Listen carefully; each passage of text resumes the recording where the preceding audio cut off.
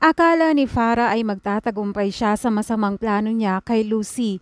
Nagawa niya itong itago sa malayong lugar at itinago niya sa loob ng sinimento niya para mahirapan ang makakakita kay Lucy. Pero hindi alam ni Farah na nakapag-send si Lucy sa kanya ng location at agad na sinabi ito ni Joyce kay Darius. Dagdag pa nga ni Joyce na may pag-asa pa silang makita itong si Lucy dahil hindi pa naka-off ang location tracker. Agad namang nagmadali sila para puntahan itong si Lucy at nakita agad ni Darius itong si Farah na nagmamadali at aalis na. Tinanong ni Darius itong si Farah kung saan niya dinala itong si Lucy. Tugon naman ni Farah na kung gusto niyang mahanap si Lucy ay siya ang maghanap. Nagmamakaawa itong si Darius sa kanya pero walang napala si Darius at hindi niya alam kung saan hahanapin itong si Lucy. Naisip naman ni Joyce na bakit hindi gawin ni Darius ang astral projection kagaya ng ginawa ni Lucy nang hinanap nila ito. Hindi na nagdalawang isip pa si Darius at pumayag na siya dahil gusto niyang mailigtas ang asawa.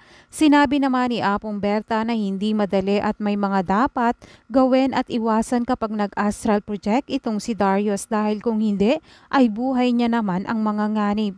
Pero dahil gusto ni Darius na mailigtas ang asawa kaya lahat ay gagawin niya at hindi niya na inisip kung malalagay ba sa panganib ang kanyang buhay dahil ang mahalaga sa kanya ay mailigtas niya itong si Lucy. Naging matagumpay nga ang astral projection ni Darius at doon na nalaman kung nasaan na itong si Lucy at nakita niyang malapit na itong mawalan ng malay dahil nasa loob siya at napakainit ng lugar at nahihirapan na rin itong huminga. Pero makakaisip rin ng paraan itong si Darius kung paanong mailalabas itong si Lucy. Tutulungan din siya ni Joyce na sirain ang lugar na yon na ginawa ni Farah.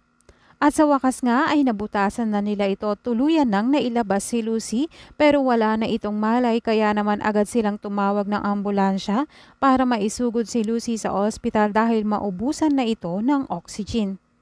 Gayunpaman, ito namang si Farah akala niya ay makakatakas na siya sa ginawa niyang kasamaan kaya agad nalaman ng mga pulis kung nasaan siya at hinahabol ang kanyang sasakyan. Tapos na nga ang kasamaan ni Farah dahil kinarma na siya at sa bilis ng kanyang pagpapatakbo ng sasakyan ay naaksidente siya na nagdulot na rin ng kanyang kamatayan. Lahat nga ng kasamaan ni Farah ay may hangganan. Samantala, makalipas naman ang ilang buwan, tuloy na ang masayang wedding anniversary ni Darius at Lucy at wala nang Farah na hahadlang sa kanilang masayang pag-iibigan. Ganon din si Cheska na sobrang saya, ang kanyang pamilya ay masaya at wala nang gulo. Nangako nga itong si Lucy at Darius na kahit anong pagsubok ay kanilang pagtatagumpayan na magkasama. At hindi nila hahayaan na meron pang muling makagulo sa kanilang relasyon. At diyan nagtatapos ang Stolen Life.